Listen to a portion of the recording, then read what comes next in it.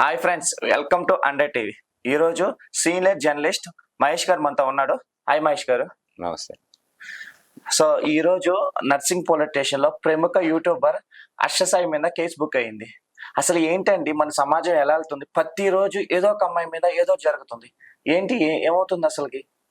అంటే అమ్మాయి మీద అంటే ఇది అఘాయిత్యం అయితే కాదు కానీ, అఘాయిత్యం కింద రాదు కానీ మోసం కిందకి వస్తుంది. కానీ ఇప్పుడు అన్ని ఇట్లాంటి కేసులు చూసుకుంటే మనం ఆడవాళ్ళు ఈ అమ్మాయిలు ఈ ఫ్యాషన్ మోజులో పడి ఎవరన్నా ఒక ఫెమిలియర్ పర్సన్ కాస్త సెలబ్రిటీ హోదాలోనో అలా కొంచెం ఫేమ్ అయిన వాళ్ళు వీళ్ళు ఎమ్మడి పట్టడం కనబడుతుంది ఇప్పుడు.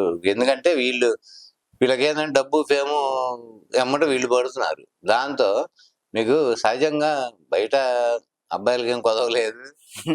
సాఫ్ట్వేర్ వాళ్ళు కానీ ఇంకోళ్ళు కానీ రకరకాల బిజినెస్ ప్రొఫెషన్ లో చాలా మంది ఉన్నారు. కానీ అంతా చాలా డీసెంట్ గా ఉండేవాళ్ళు, మంచి వాళ్ళు చాలా ఉన్నారు.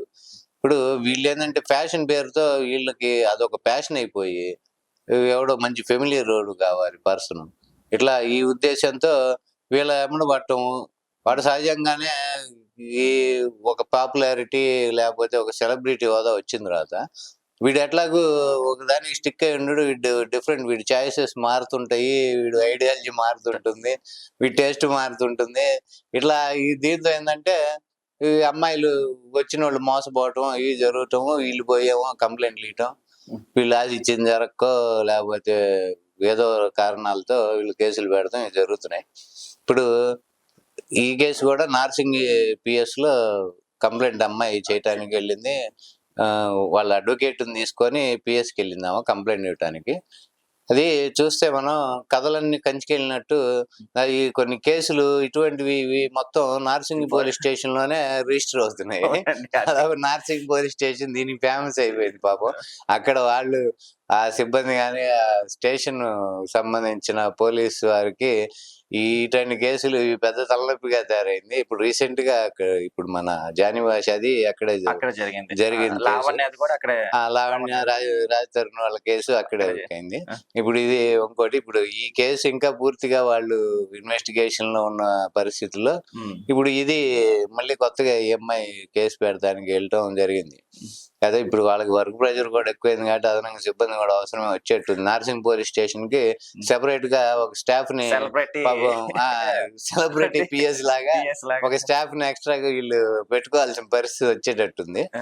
ఇకపోతే కేసు సంగతికి వస్తే అమ్మాయి నన్ను మోసం చేశాడు, పెళ్లి చేసుకుంటానని 2 కోట్ల రూపాయలు నా దగ్గర క్యాష్ కూడా తీసుకున్నాడు, ఏదో రూపంలో విడతలుగానో ఎలానో. దానికి సంబంధించి అమ్మాయి డబ్బులు ఇచ్చినట్టు ఉన్న రుజువులు అవి కూడా ఆమె పోలీసు వాళ్ళకి అందజేయటం ఏదో పనిలో ఉన్నట్టు తెలిసింది. అంటే ప్రజెంట్ ఇప్పుడు అమ్మాయి పిఎస్ లోనే ఉంది. ఇంకా ఇప్పుడు రన్నింగ్ ఎంక్వైరీ చేసి వాళ్ళు అన్ని వివరాలు అడిగి తీసుకొని ఇది అయిన తర్వాత కేసు ఎఫ్ఐఆర్ చేయటమో మరి ఏం చేస్తారో చూడాలి. ఎఫ్ఐఆర్ అయితే తనని ఎంక్వైరీకి పిలిచి హర్ష సాయిని ఎంక్వైరీ చేస్తారు. కేసులో ఉన్న నిజానిజాలు చూసి దాన్ని బట్టి యాక్షన్ తీసుకునే పరిస్థితి ఉంది. హర్ష సాయి మీద రీసెంట్ గానే బెట్టింగ్ యాప్స్ ప్రమోట్ చేస్తున్నారని చెప్పి ఒక రూమర్ అని నడుస్తుంది. నిజంగానే అమ్మాయి కట్ మనీ తీసుకున్నారా?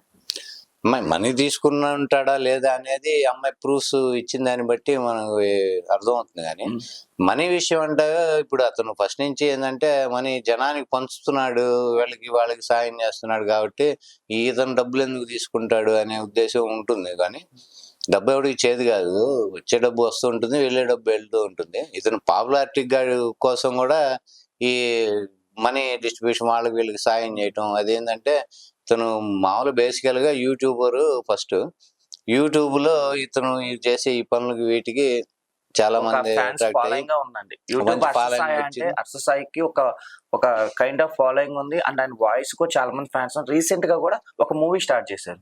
అంటే వాయిస్ ఏంటంటే అది ఒక్కొక్కరిది ఒక్కొక్క స్టైల్ అండి. ఇప్పుడు వాయిస్ అంటే అతను ఒక డ్రామాటికల్ గా ఆ వాయిస్ ని తను ప్రజెంట్ చేసుకోవటం. ఇది ఇప్పుడు మామూలుగా సాయం చేసేవాడు మామూలుగా మనం ఎట్లా మాట్లాడుకున్నా అట్లా మాట్లాడచ్చు.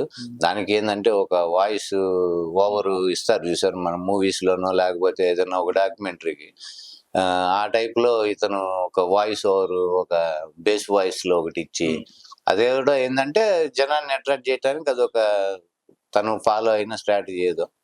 అదే అది పక్కన పెడితే ఈ అతను చేసే ఈ కార్యక్రమాలు ఇవి చూసి యూట్యూబ్ లో కూడా జనాలు చాలా మంది అతన్ని ఫాలోవర్స్ ఉన్నారు, మిలియన్స్ లో ఉన్నారు. అతన్ని లైక్ చేయటం గానీ అది బాగా అయిందంటే అతను ఏదో గుడ్డిగా బాగా ఇతను ఏం ఆశించకుండా ప్రజలకి ఏదో సాయం చేస్తున్నాడు అది అనుకుంటున్నారు. అది ఇంకో కోణం ఏంటంటే కొంతమంది ఈ మధ్య రీసెంట్ గా కొంతమంది అతని గురించి వీడియోస్ కూడా చేశారు.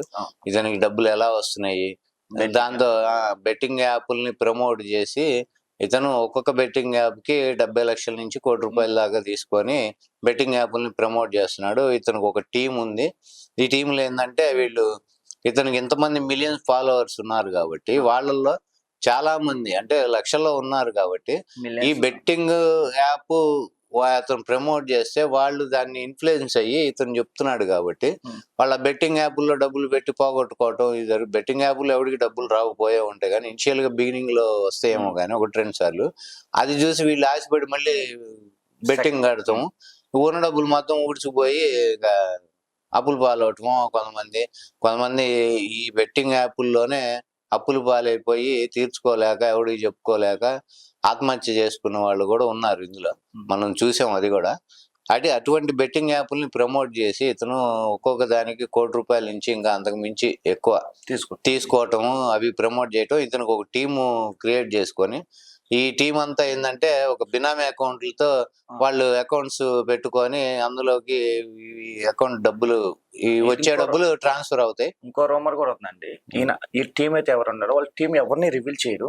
వాళ్ళు ప్రతి ఒక్క టీం నెంబర్ కి మాస్క్ ఉంటుంది. అవును, మాస్క్ ఉంటుంది. తర్వాత హైదరాబాద్ లో తను వచ్చాడు అంటే ఐటీసీ కోహిని రోడ్ లోనే ఉంటారంట. అవును. సో అంత రిచ్ పర్సన్ మీద ఇలాంటి కంప్లీట్ రావటం అనేది అంటే ఇప్పుడు మీకు మన పెద్ద పెద్ద సెలబ్రిటీ సినిమా స్టార్స్ వీళ్ళు కట్టుకున్నట్టు అతను 50 కోట్లతో ఇల్లు కూడా కట్టుకున్నాడని అంటారు. అతని ఇల్లు కూడా మనం పిక్చర్స్ అవి చూస్తే చాలా రిచ్ గా ఉంటుంది. అంటే ఇంత డబ్బు ఏంటంటే స్వతహాగా తండ్రి తాతల నుంచి ఆస్తిపరుడు ఏం కాదు. అంటే ఒక రకంగా ఎంత కష్టపడ్డా మనిషి యూట్యూబ్ ద్వారా కోట్లు అయితే రావు. అది అందరికి తెలిసిన విషయం. యూట్యూబర్లకి ఇంకా బాగా తెలుస్తుంది.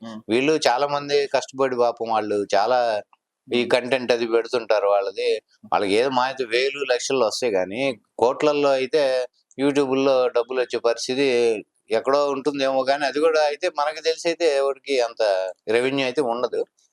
ఇతను ఈ ముసుగులు వేసుకొని వీళ్ళు చుట్టుపక్కల ఉండే వాళ్ళకి ఏంటంటే అతన్ని అడిగితే అది ఏం చెప్తాడంటే వాళ్ళ ఫేసులు రివీల్ అవ్వకూడదు. ఎందుకంటే దానం చేసేవాడు లేదా ఏదైనా సహాయం చేసేవాడు ఐడెంటిటీ తెలియాల్సిన అవసరం లేదు, తెలియకుండానే సహాయం చేయొచ్చు అన్నట్టు ఒక మంచి ఒక తెలివైన సమాధానం చెప్పాడు. కనిపిస్తున్నారు కదండి అతను ఒక్కడు అంటే బిగినింగ్ నుంచి అతను ఉన్నాడు కాబట్టి కనబడతాడు. మిగతా చుట్టుపక్కల ఉన్న వాళ్ళకి మాస్కులు చాలా చేశారండి. ఫ్రీ పెట్రోల్ బంక్ అని చెప్పి అదే పెట్రోల్ బంక్ ఒకటి ఏంటంటే వాళ్ళతో మాట్లాడుకొని వాళ్ళకి ఆ డబ్బులేవో ఇతను పే చేసి ఫ్రీగా జనానికి ₹100 ఒక్కో బైక్ ఏదో సంథింగ్ పెట్రోల్ అది ఫ్రీగా డిస్ట్రిబ్యూట్ చేయటం అవి ఇవి చేశాడు. ఏంటంటే ఇదంతా అటెన్షన్ గ్రాప్ చేయడానికి.